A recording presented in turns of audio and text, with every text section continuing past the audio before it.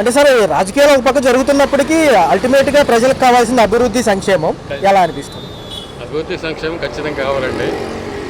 నాకు అనిపించింది ఏంటంటే ఐఎమ్ 74 years old. నాకు అనిపించింది ఏంటంటే ఉచితాలు అనేవి ప్రతి వాళ్ళకి ఇచ్చేసి సోమవారం చేస్తున్నారని నాకు అనుమానం. దానివల్ల ప్రభుత్వానికి ఏం లాభం ఉంటుంది తప్ప ప్రజలకైతే నాకు తెలిసినంతలో తాత్కాలిక లాభం ఉండొచ్చు, పర్మనెంట్గా అయితే ఏమి ఉండదండి. అది నా సార్ చూసుకుంటే ఇంకొక ఉప ముఖ్యమంత్రి గారిని కూడా తీసుకురాబోతున్నాం అంటున్నారు. నారా లోకేష్ గారిని కూడా మళ్ళీ ఇంకొక ఉప ముఖ్యమంత్రి అంటున్నారు. ఎలా చూడాలి? ఎవరు తీసుకొచ్చినా కూడా ఉన్న ఇన్ఫ్రాస్ట్రక్చర్ ఎవరైనా మార్చలేరు కదండి. ఇన్ఫ్రాస్ట్రక్చరే ఉంటుంది ఎప్పుడు కూడా. ప్రజలైన వాళ్ళు ఉంటారు ఎప్పుడు కూడా. ప్రభుత్వాలు మారినంత మాత్రం వండర్స్ ఏం జరగవు నాకు తెలిసినంతలో. జరగడం ఏంటంటే ఉంటుందంటే ఒకవేళ కానీ వాళ్ళు వచ్చిన తర్వాత కొంచెం సంక్షేమ పథకాలు ఏమైనా ఇంట్రడ్యూస్ చేసి పాపులారిటీ గెయిన్ చేయొచ్చు. బట్ అల్టిమేట్గా ప్రజలకి 100% నాకు తెలిసినంతలో డెడ్ ఎండ్ పర్సన్స్కి మాత్రం అందేది మాత్రం ఏం లేదండి. విశాఖపట్నం ఉక్కు పరిశ్రమ ప్రైవేటీకరణ ఆగినప్పటికీ 11,500 గ్రాంట్ అంటున్నారు సార్, ఎలా చూడాలి? ఇస్తారండి గవర్నమెంట్ కదా, ఫ్రీ హ్యాండ్ అన్ని. గవర్నమెంట్ ఏదైనా చేయగలదు, తలుచుకుంటే మూసేయగలదు, తలుచుకుంటే తెలుసుకోగలదు. సార్ బిలో మధ్య తరగతి పేదవాళ్ళు ఎక్కువ సంక్షేమం కోసమే చూస్తూ ఉంటారు. అభివృద్ధి వీటి గురించి కొంచెం తక్కువ అవగాహన, ఏదో టీవీలో వార్తల్లో చూస్తారు తప్ప స్వయంగా పొందేవాళ్ళు తక్కువ ఉంటారు కదా. ఖచ్చితంగానండి. ఫ్రీ బీస్ మాత్రం ఖచ్చితంగా అది అమలు చేయడం అనేది కరెక్ట్ అయితే కాదు. మరి వీళ్ళందరూ నాయకులందరూ కూడా బాగా చదువుకున్న వాళ్ళు, ఎడ్యుకేటెడ్, ఎక్స్పీరియన్స్ ఉన్నవాళ్ళు. మరి వాళ్ళ విజ్ఞతతో ఆలోచించాలి ఇది ఎంతవరకు కరెక్ట్ అని. వాళ్ళకంటే వీళ్ళు ఎక్కువ ఇచ్చి, వీళ్ళకంటే ఇంకోళ్ళు ఎక్కువ ఇచ్చి, ఇంకోళ్ళకంటే ఇంకోళ్ళు ఎక్కువ ఇచ్చి ఎంతవరకు దీన్ని సక్సెస్ చేస్తారో నాకు అర్థం కాలేదండి. సార్ బీజేపీ ఎలా ఉండబోతుంది రాబోయే కాలంలో? పవన్ గారిని ఏమైనా సీఎం బరిలో దింపుతుందా మళ్ళీ అంటున్నారు. అవి ఫ్యూచర్ తెలవాలి తప్ప మనకి పెద్దగా తెలియదండి. రాజకీయాల గురించి నాకు అసలు పెద్ద అవగాహన లేదు. అంటే ఏమో సార్ 2029కేమో బాబు గారికేమో 8 years నియర్లీ వచ్చేస్తున్నాయి కాబట్టి యువ రక్తం కావాలి అంటున్నారు. మరి ఈయన చేయగలరా? లోకేష్ గారు కొంచెం తక్కువ కదా, యోగం తప్ప ఇంకా ఆయన చేసింది ఏమీ లేదు కదా. కరెక్టేనండి, ఉండొచ్చేమో కానీ ఒక నాయకుడి లక్షణాలు ఆల్ ఆఫ్ ఎ సడన్ వస్తాయి. మోదీ గారు 2014 దాకా ఎవరికి తెలియదు సార్. అవును, ఎవరికి తెలియదు. ఆల్ ఆఫ్ ఎ సడన్ ఆయన లైన్లోకి వచ్చాడు. వచ్చిన తర్వాత ప్రపంచానికి వండర్స్ చూపిస్తున్నారు ఆయన. మరి అలాంటి నాయకుడు వస్తే మనం వెల్కమ్ చేయడం తప్పేం లేదండి. సో ప్రైవేటీకరణ రంగంతో పాటు ప్రభుత్వ రంగాలు ముందుకెళ్లాలంటే విలీనం తప్పదు అనేది ఆయన నినాదం. సో ఎంతవరకు తీసుకోవచ్చు? విలీనం ఉండొచ్చండి, తప్పకుండా ఉండొచ్చు. కానీ proper guidance, proper take over ఉండాలి. దానికి గైడ్లైన్స్ ఫాలో అవ్వాలి. ఎవరు ఇష్టం వచ్చినట్టు మాట్లాడితే కనుక నడవదు. ఎందుకంటే one should have his own. వాళ్ళకు ఉండేటువంటి దాన్ని ఇంప్లిమెంట్ చేయడమే తప్ప ఎవరు దాన్ని పట్టించుకునే వాళ్ళు ఎవరున్నారు చెప్పండి. ఏదో మైక్ ఇవ్వగానే అప్పుడు తాత్కాలికంగా మాట్లాడేసి వెళ్ళిపోవడమే తప్ప దాన్ని ఫాలోఅప్ చేసిన వాళ్ళు నాకు తెలిసిన వాళ్ళు తక్కువ మంది మాత్రమే ఉన్నారు రాజకీయ నాయకులు. సార్ ఏదైతే ఉచిత బస్సు ప్రయాణం కానివ్వండి, తల్లికి వందనం, అనేక పథకాలు ఉన్నాయి. అవన్నీ ఎందుకు పనికిరావండి? మీరు ఇప్పటిదాకా నాకు 74 ఏళ్ళు మీరు ఇప్పటిదాకా మన బతికిచ్చారా ఏంటి? నా డబ్బులు నేను సంపాదించిన బతికానగా. అవును సార్. మరి బతికినప్పుడు మీరు ప్రతిదీ నాకు ఎందుకు ఇవ్వాలండి? ఒకటి చేయండి, విద్య ఒకటి, ఆరోగ్యం ఒకటి ఫ్రీ చేయండి, ప్రపంచం బాగుపడు. అంటే ఆరోగ్యశ్రీ కూడా ఆరోగ్య బీమాలో ఎవరికి ఇస్తున్నారు చెప్పండి? ప్రైవేట్ రంగంలో ఆగిపోయింది కదా సార్, ప్రైవేట్ రంగంలో ఆపేశారుగా. అది ఎవరి ఫాల్ట్ అండి?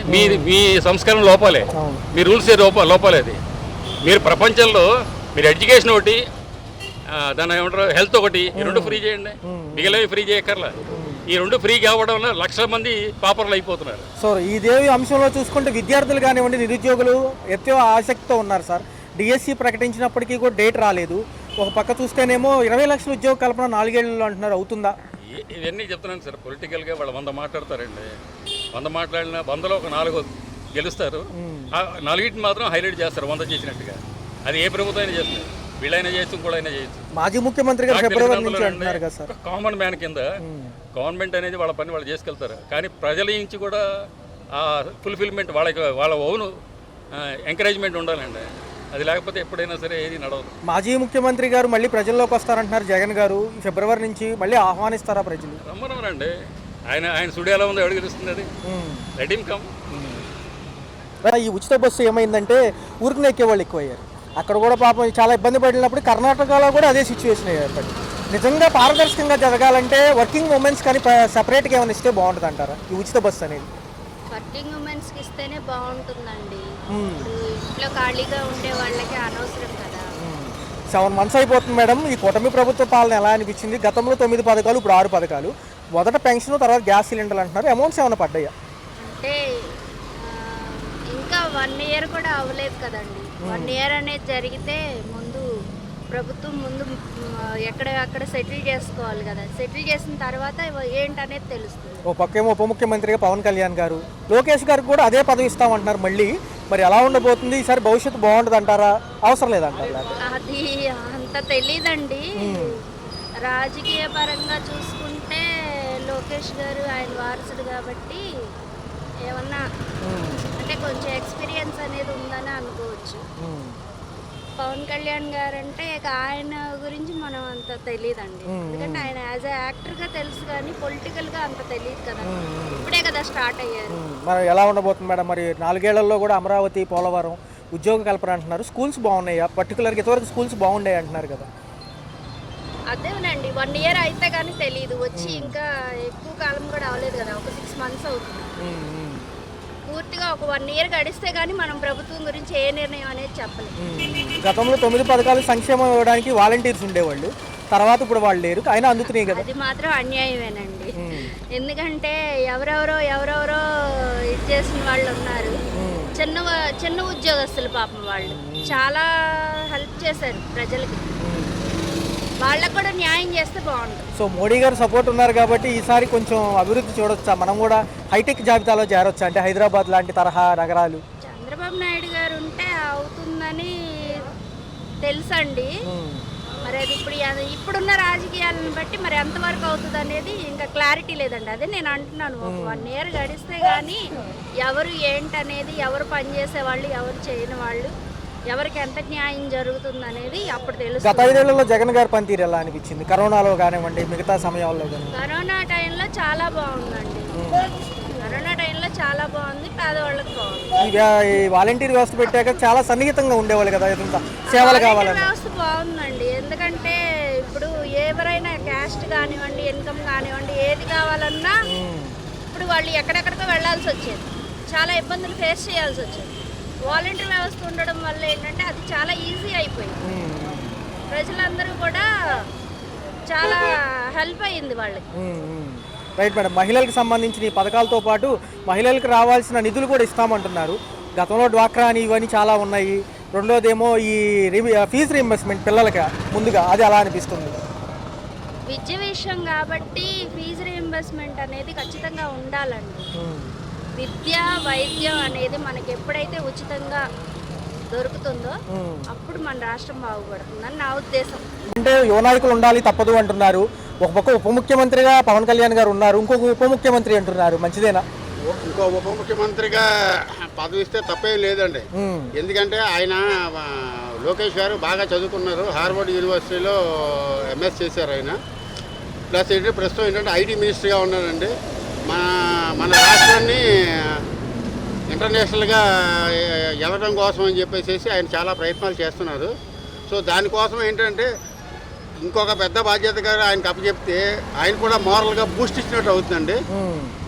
సో నా లెక్క ప్రకారం ఏంటంటే గవర్నమెంట్ తీసుకుంది అయితే ఇది మంచి నిర్ణయమేనండి. 2029 ఎలక్షన్స్ కల్లా సార్కి దగ్గర 80 ఏళ్ళు వస్తున్నాయి కాబట్టి బాబు గారికి ఈయన ఉండటం మంచిది అంటున్నారు. రేపు సీఎం బరిలో పెట్టాలన్నా ఈయనే ప్రథమంగా చూడాలంటున్నారు. బీజేపీకి మరి సపోర్ట్ ఏమో. అదైతే ఇంకా చాలా దూరం ఉందండి, ఇంకా 4.5 సంవత్సరాలు ఉంది.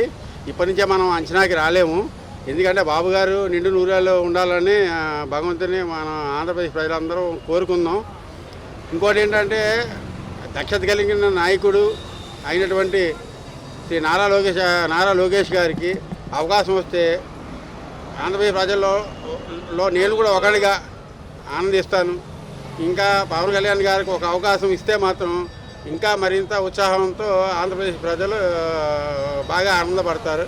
అది నా వ్యక్తిగత అభిప్రాయం అండి. అంటే సార్, రాజకీయ విశ్లేషకులు కానివ్వండి, ప్రతిపక్షాలు కానీ ఏమంటున్నాయి అంటే ఒకవేళ ఈయన ఉప ముఖ్యమంత్రి పదవి మళ్ళీ ఇస్తే కనుక ఈయన ఉంటారా, అంతవరకు చేస్తారా, లేదా కూటమిలో విడిపోతారా అనే అంశం మళ్ళీ తెర మీదకి వస్తుంది. ఎవరు పవన్ కళ్యాణ్. విడిపోవటం అంటే ఏం జరగదండి. కూటమి అంటే ఒక్క తెలుగుదేశం పార్టీ మాత్రమే కాదండి, తెలుగుదేశం, జనసేన, బీజేపీ 3 కలిస్తే కూటమి అండి. ఈ కూటమి ఏంటంటే సిమెంటు ఇటుకలాగా బాగా స్ట్రాంగ్గా ఉండిపోయిందండి. దీన్ని పడగొట్టడం ఎవ్వరి వల్ల కాదండి. 2029 కాదండి, ఇంకొక 5 ఏళ్ళు 2039 వరకు కూడా ఈ కూటమి ప్రభుత్వమే మన ఆంధ్రప్రదేశ్ని నడిపిస్తుంది. జగన్ గారికి ఓట్ల పట్టడం అనేది కళ్ళ, ఎందుకంటే ప్రజలు ఆయన్ని నమ్మే పరిస్థితిలో లేరు. ఫిబ్రవరి నుంచి పాదయాత్ర అంటున్నారు సార్, ఆయన ఆహ్వానిస్తారంటారా ప్రజలు? అంటే ప్రజలు ఎవరు వచ్చినా ఆహ్వానిస్తారండి. ఇప్పుడు ఫర్ ఎగ్జాంపుల్ చిరంజీవి గారు ఉన్నారండి. చిరంజీవి గారు సభ పెడితే కొన్ని లక్షల మంది వచ్చారండి, కానీ ఓట్లు పడలేదండి. ఓట్లు అభిమానం వేరండి, రాజకీయం వేరండి. ఇప్పుడు ఈయన మీద అభిమానంతో వస్తారు, కానీ రాజకీయ పరంగా మనకి ఏం లబ్ధి చేకూరుతుంది, మన రాష్ట్రం ఎలాంటి పురోగతి గురించి ఆలోచించినటువంటి అయితే మాత్రం చిన్నపిల్లల దగ్గర నుంచి పెద్దవాళ్ళ వరకు పండే ముసలి వరకు అందరూ కూటమి వైపే ఉన్నారండి. ఇప్పుడు కాదు, ఎప్పటికీ కూటమి ఉంటారు. ఈ 11,500 కోట్లు గ్రాంట్ ఏదైతే ఉక్కు పరిశ్రమకి ఇచ్చారో విశాఖ, ఎలా అనిపిస్తుంది సార్? ప్రైవేటీకరణ ఇంకా ఆగినట్టేనంటారు? ప్రైవేటీకరణ అనేది అంత పెద్ద మాట నాకు తెలియదండి. ప్రస్తుతం ఏంటంటే వాళ్ళు 11,500 కోట్లు ఇచ్చారంటే మేము దీన్ని అమ్మట్లేదు, దీన్ని డెవలప్ చేస్తున్నామని 11,500 కోట్లు ఇచ్చారండి. వాళ్ళ ఆలోచన సరళ ఏంటంటే ముందు ముందు తెలుస్తుందండి. అలాగే ప్రతిపక్ష నాయకులు కూడా శైలిలోకి వెళ్తే బాగుంటుందని అంటున్నారు. అదైతే వాళ్ళది కూడా ఒక మంచి అభిప్రాయం తీసుకొచ్చారండి. ఆ విధంగా అడుగులు వేస్తే మంచి సెంట్రల్ మినిస్టర్ గారు మన కర్ణాటక ఎక్స్ చీఫ్ మినిస్టర్ గారు మేము అమ్మమని ఆల్రెడీ కరాఖండిగా చెప్పేశారండి. ప్రైవేటీకరణ చెయ్యము అని చెప్పేసిన తర్వాత ఇక దీని గురించి ఆలోచించడం అనవసరం. ఏదైతే కుమారస్వామి గారి వ్యాఖ్యలు ఎలా అనిపించినాయి సార్? కొంత దాంట్లో మళ్ళీ కుమారస్వామి గారి వ్యాఖ్యల వల్ల చాలా ఆనందం వేసిందండి. ఎందుకంటే ఆంధ్రుల హక్కు, ఉక్కు పరిశ్రమ ఆంధ్రుల హక్కు అండి. ఆ హక్కుని మన చేతిలో నుంచి ఎన్నటికీ చేజారని ఇవ్వరు. ఇది నా వ్యక్తిగత అభిప్రాయం. సో అమరావతి పోలవరం ప్రజల అభిప్రాయం. మొన్న సార్ 11,500 కోట్లతో సహా పాత బకాయిలన్నీ విడుదల చేశారు సార్. ఫీజు రీఎంబర్స్మెంట్లకి వీటికి కొంచెం పర్లేదంటారు, ఈసారి ఊపందుకుంటుందా? ఏమండి ఇప్పుడిప్పుడే కదండి, 6 నెలలే టైం. కనీసం మన ఈ కుటుంబ ప్రభుత్వానికి 1 సంవత్సరం అయినా ఇవ్వాలి కదండి. ఈయన సర్వనాశనం చేసి పోయాడు, దాన్ని ఇప్పుడిప్పుడే వాళ్ళు బాగు చేసుకుంటూ వస్తున్నారు. వాళ్ళకి మనం అవకాశం ఇవ్వాలి కదా. ఎక్కిన వెంటనే నాకు అన్ని చెందాలంటే అది కరెక్ట్ కాదు. సో సంక్షేమం ఒక పక్క, అభివృద్ధి ఒక పక్క, మనకున్నది ఇంకొక 4 సంవత్సరాలు అనుకుందాం సార్. బాబు గారికి సంక్షేమం అభివృద్ధి రెండు కళ్ళండి. ఆ 2 కాళ్ళలో ఏ కన్ను ఆయన పోగొట్టుకోడు. అంచేత ఏంటంటే మన రాష్ట్రపతి ఇంకొక 5 ఏళ్ళు పోతే పురోగతి ఆకాశానికి అంటుకుంటుంది సార్. 1500 వచ్చే ఉగాది నుంచి అంటున్నారు, ఇవ్వగలుగుతారు? ఏమండి ఇప్పుడు వరకు ఇవ్వలేదుగా. జగన్ అని అన్నారు. సరే చంద్రబాబు వస్తారు, ఆడపిల్లలు వస్తాయి డబ్బులు అన్నారు. సరే కదా అని చెప్పేసి ఓట్లు. గ్యాస్ సిలిండర్ డబ్బులు కొంతమంది పడుతున్నాయి, కొంతమంది పట్టల. ఎక్కడ పడుతున్నాయి? కార్డుకి వెళ్తే ఆధార్ కార్డు అంటున్నారు, పోస్ట్ ఆఫీస్ దగ్గరికి వెళ్ళమంటున్నారు. ఆ చుట్టూ తిరగడమే సరిపోతుంది. అంత లైన్ లో ఎవరు వెళ్తామండి? లేదండి. ఎక్కడండి ఉచిత బస్సు? ఎక్కడొచ్చింది? ఇప్పుడు వచ్చి దాదాపు ఆయన 4 నెలలు గెలిచాడండి. ఉచిత బస్సు అంటే రావాలిగా, కొన్ని అమలు అవుతుంది, పలానా రోజు అని చెప్పాలి కదా. ఇప్పుడు అక్కడికి వెళ్ళి సచివాలయం దగ్గరికి వెళ్ళి అడుగుతుంటే ఏ పథకాలు లేవమ్మా అంటున్నారు. ఎందుకంటారు మేడం? ఎందుకు సచివాలయం స్టాఫ్ లో కూడా చాలా మంది పట్టించుకోవట్లేదండి. సచివాలయం ఒకరికి అంత కేర్లెస్ అనండి. ఇప్పుడు చదువుకున్న వాళ్ళు ఉంటారు, చదువుకోలేని వాళ్ళు ఉంటారు. అవును మేడం, నిజమే. మరి ఆ పరిస్థితి ఏంటండి? ఇప్పుడు తెలియకే కదా అమ్మ పలానా అడ్రస్ అంటే అక్కడికి వెళ్ళాము అని చెప్పాలి. ఎవరు చెప్తారు? రేపు రండి సార్, లేదు ఎల్లుండి రండి. వాళ్ళు ఫోన్లు చూసుకుంటున్నవే సరిపోతుంది. సచివాలయంలో కొత్త పెన్షన్లు, కొత్త రేషన్ కార్డులు అన్నారు, ఏమైనా కదిలిందా? ఏమీ లేదండి. పెన్షన్లు రాలా, అప్లికేషన్లు అన్నారు, శాలరీలు కాగితాలు కావాలన్నారు, అది ఏమీ రాలేదు. మరి ఎలా ఉండబోతుంది వచ్చే? బాగుంటుందని మేము ఆశపడి వేసామండి. ఇంక మరి ఆయన చేతుల్లో ఉంది, మేమేం చేస్తాం? అంతే కదా. ఇప్పుడు ఒకళ్ళు ఓట్లు వేసారండి, ఈ ప్రభుత్వం ఎలా చేస్తుందో, ఇన్ని పథకాలు పెట్టారు, ఏదో ఒకటి అమలు చేస్తుంది. కొంతమంది అన్నా బాగుంటది, ఈ ప్రభుత్వం బాగుంటే నెక్స్ట్ గెలుస్తారు, లేదనుకుంటే అందరితో అయిపోతారు. Okay madam.